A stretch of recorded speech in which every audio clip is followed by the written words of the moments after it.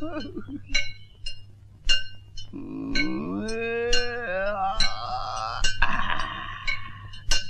अरे मान्यवर किशनलाल जी, अरे आप यहाँ बैठे हुए औजार को तेज करा रहे हैं और उधर घर पर आपके होने वाले साड़ू भाई आपकी साली को देखने के लिए आए हुए हैं। क्या बात करते हो पंडित जी? अरे चौंक क्यों गए? साली से अभी तक बात नहीं पटी क्या? हाँ खैर पंडित जी, 1000 कोशिश की, अपनी तो दाल ही नहीं गलती। वहाँ साली बीवी आ जाती है ना। अरे दयालु, बीवी से पीछा छुड़ाने का रास्ता मैं बताता हूँ। पंचायत बुलाओ और कहो कि पंच परमेश्वर मेरी बीवी बच्चा नहीं देती।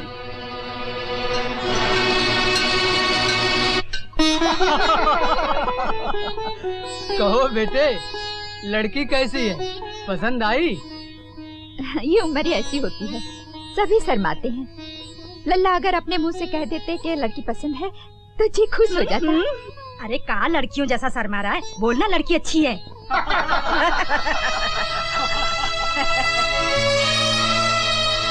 मिठाई अच्छी है। कुछ समझे?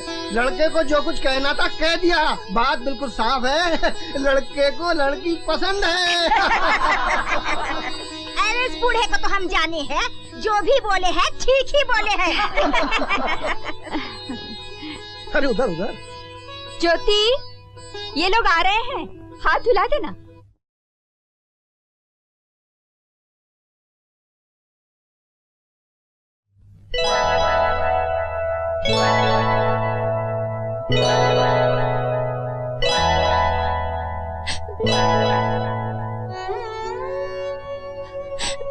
मैं तुम्हारे हाथ जोड़ती हूँ, कह दो मैं तुम्हें अच्छी नहीं लगी। मैंने किसी को वचन दिया है, मैं उसका इंतजार करूंगी, तेरे भी उसी के साथ लूंगी। यहाँ मेरी सुनने वाला कोई नहीं है, सिर्फ तुम ही मुझे बचा सकते हो। मुझ पर दया करो, मैं तुम्हारा एहसान कभी नहीं भूलूंगी।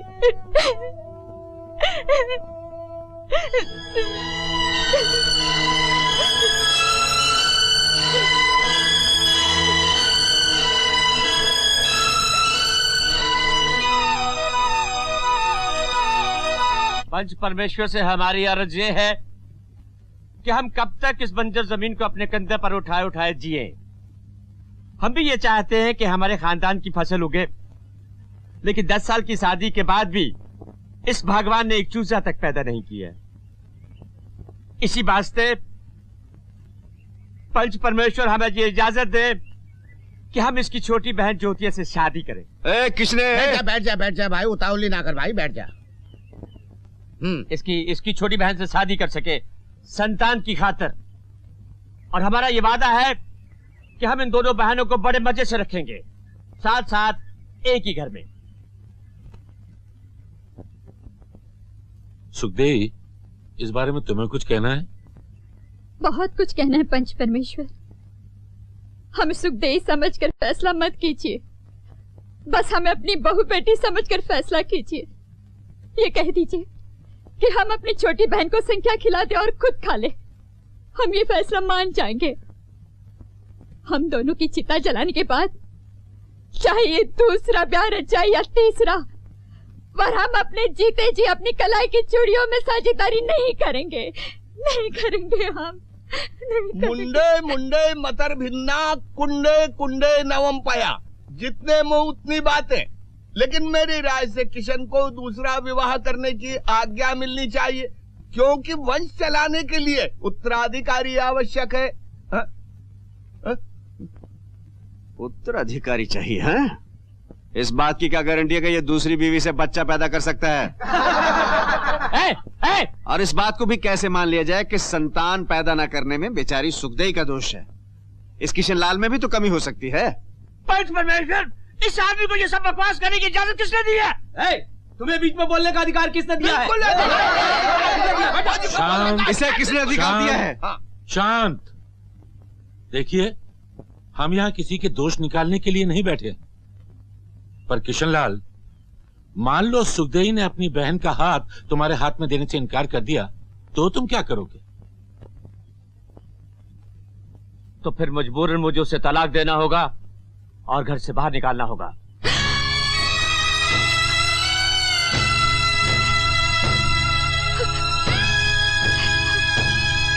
अरे रे इतना जुल्म ना करो किशनलाल जी बेचारी पर।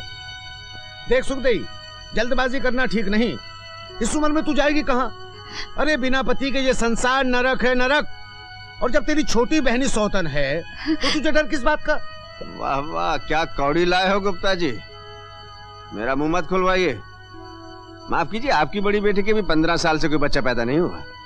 आप अपनी छोटी बेटी का हाथ अपने जवाई के हाथ में दे दीजिए ना। अजीब खोपड़ी का आदमी है। मेरी बेटी का किस्सा कहां से आ गया यहाँ पे? अब अपने ऊपर बात है तो बुखला उठे। अजी गांव की बहू बेटियों के भी अपनी बहू बेटियां समझिए गुप्ता जी। भाइयों, ये सरफिरा आदमी है, इसकी बातों में मत आना। पंचायत में कैसे बात की जाती है इसको तमीज नहीं है। आपको क्या तमीज है? तुझे क्या तमीज है? चुप रहिए आप। तू चुप रह। शांत शांत शांत। फौजी बैठो। देखिए, हम यहाँ फैसला करने के लिए जमा हुए हैं, झगड़ा करने के लिए नहीं। सुखदेई, अगर तुम किशनलाल की बात नहीं मानोगी तो किशनलाल शादी कर लेगा और पंचायत इसमें कुछ नहीं कर पाएगी। अगर आपकी पंचायत का यही फैसला तो ये फैसला मुझे मंजूर नहीं, और मैं देख लूंगा ज्योति की शादी इससे कैसे होती है।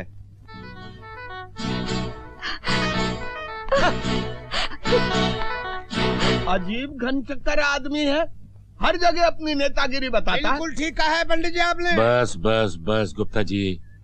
देखो सुखदेई, तुम भी कल तक अच्छी तरह सोच विचार कर लो, वरना पंचायत को परसों तक मजबूर होकर फैसला सुनाना पड़ेगा।